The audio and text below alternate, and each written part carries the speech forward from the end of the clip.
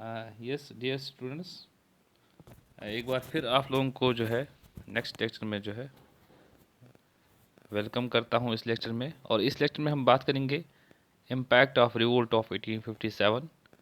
इससे वाले पहले वाले लेक्चर में हमने बात की थी काजेज ऑफ रिवोल्ट ऑफ 1857 पे। इस वाले लेक्चर में हम इम्पैक्ट पे बात करेंगे और रिवोल्ट का जो फेलियर हुआ था उस पे हम बात करेंगे मुख्तसरन। जैसे कि आप देखते हैं कि ईस्ट इंडिया कंपनी जिसका रूल जो है प्लासी की बैटल के बाद शुरू हुआ था 1757। इन बंगाल से जो है उनका रूल शुरू हुआ था। तो रिवोल्ट ऑफ इम्पैक्ट जब हम देखते हैं कि इम्पैक्ट ऑफ रिवोल्ट में जो है पहला इम्पैक्ट यही था कि ईस्ट इंडिया कंपनी का जो रूल है वो ख़त्म हुआ। अब तो दूसरा इम्पैक्ट ये था कि एंड ऑफ मुग़ल एम्पायर, मुगलिया सल्तनत जो कि 1526 से जिसका यहाँ पे जो है मुगलिया सल्तनत यहाँ पे शुरू हुई थी। अब यहाँ पे जो है उसका भी जो है कम्प्लीटली मुगलिया सल्तनत का जो है खात्मा जो है वो यहाँ पे हो रहा है।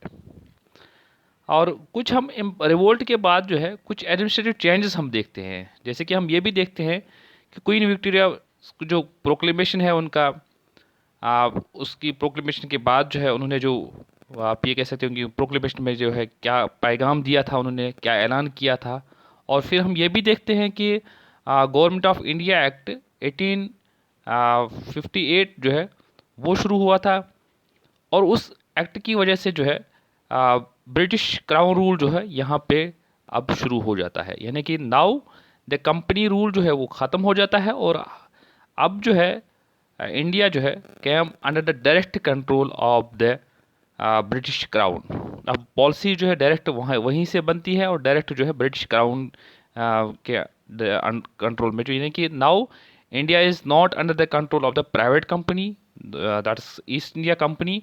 अब हम बरतानिया के डायरेक्ट उनके बराह रास्त जो है उनके रूल में है, यानी कि उनके कब्ज़े में बराह रास्त है।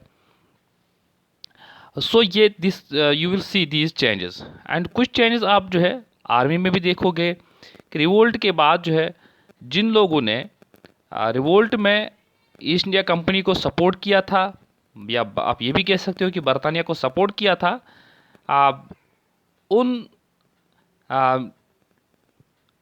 आर्मी को, या आप ये भी कह सकते हो कि जिन्होंने जो लोकल जो राजाज थे या मुकामी जो हुक्मरान थे जिन्होंने ईस्ट इंडिया कंपनी को सपोर्ट किया था, उनको सराहा गया था। The loyalty of Nizam specially Rajput Marathas the Sikh chiefs were appreciated and they were rewarded even. So you will see the changes in the revolt of 1857 के बाद जो है ये चेंजेस आपको देखने को मिलेगी, ये तब्दीलियाँ आपको देखने को मिलेगी। और यू विल आल्सो सी कि नंबर ऑफ यूरोपियन सोल्जर जो है were increased and the Indian soldiers were reduced. यानी कि अब यहाँ पे आप देखोगे कि जो Bengal specially in Bengal army में जो रेशियो बना था वो 1:2 बना था, और जो मद्रास एंड मुंबई में था वो 1:3 था। सो मैंने अभी तक आप लोगों से जो बात की है वो मैंने ये कहा था अभी इस लेक्चर में कि इम्पैक्ट ऑफ रिवोल्ट में हम देखते हैं कि कंपनी का रूल जो है वो एंड हुआ, मुगलिया सल्तनत का रूल जो है वो ख़त्म हो गया।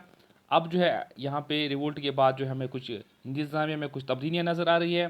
ख़ासकर जो क्वीन विक्टोरिया जो है, क्वीन एलिज़ाबेथ जो है उनका जो ऐलानिया था उसके बाद जो है उन्होंने जो ऐलानिया किया उसके बाद जो हमें तब्दीली जो नज़र आ रही है यहाँ पे जो कवानीन जो हमें देखने को मिलते हैं, ख़ासकर गवर्नमेंट ऑफ इंडिया एक्ट 1858 जो है उसके बाद जो है हम डायरेक्ट, यानी कि हिंदुस्तान जो है भारत जो है अब direct under the British crown के रूल में अब डायरेक्टली आ जाता है। और हमें फ़ौज में भी कुछ तब्दीलियाँ नज़र आ रही है।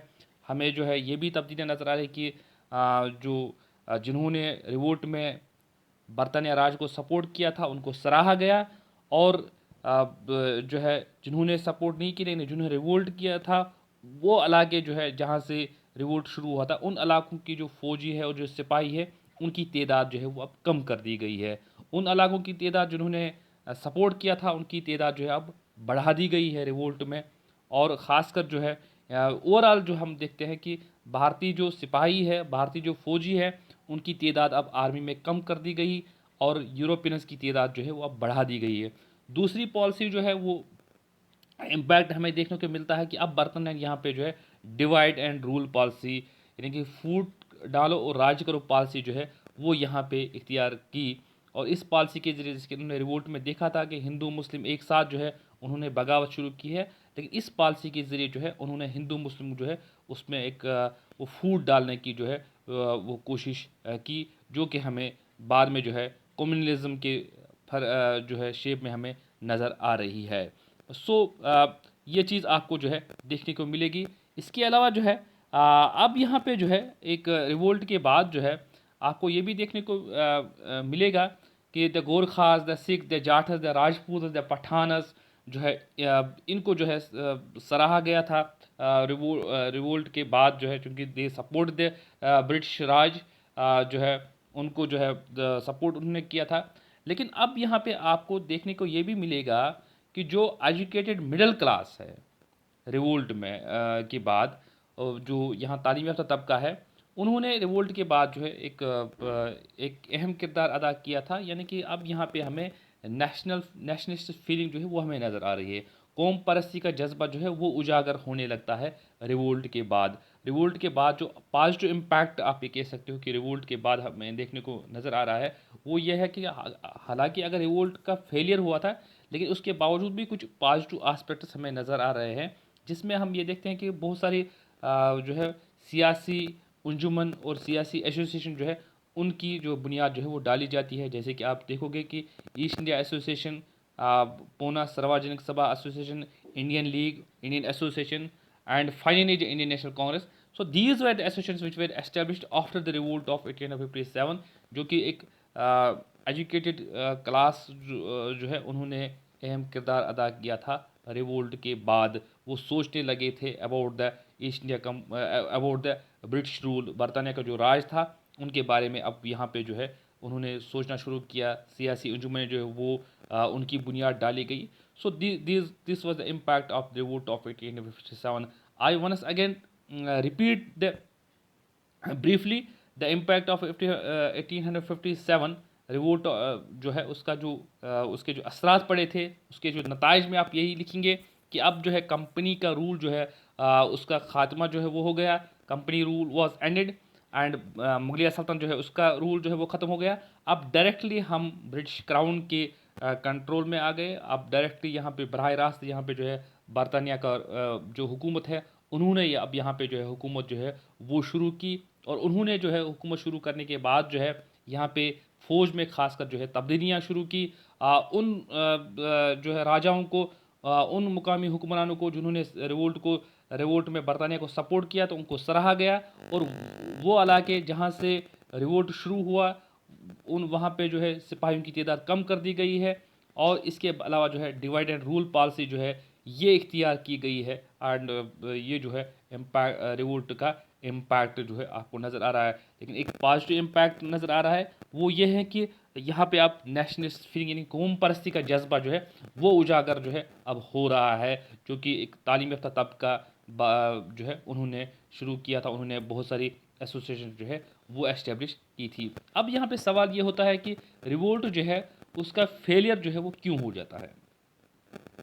आप ये देखेंगे कि the first thing I have road here is limited uprising. आप ये देखोगे कि रिवोल्ट जो है वो सिर्फ नॉर्थ जो स्टेट्स है भारत का, जो शुमाली हिंदुस्तान है वहाँ पे आपको नज़र आ रहा है। जैसे कि आपको यूपी, बिहार जो है दिल्ली, यहाँ से जो है आपको नज़र आता है कि रिवोल्ट जो है यहाँ से बगावत जो है वो शुरू हुई थी।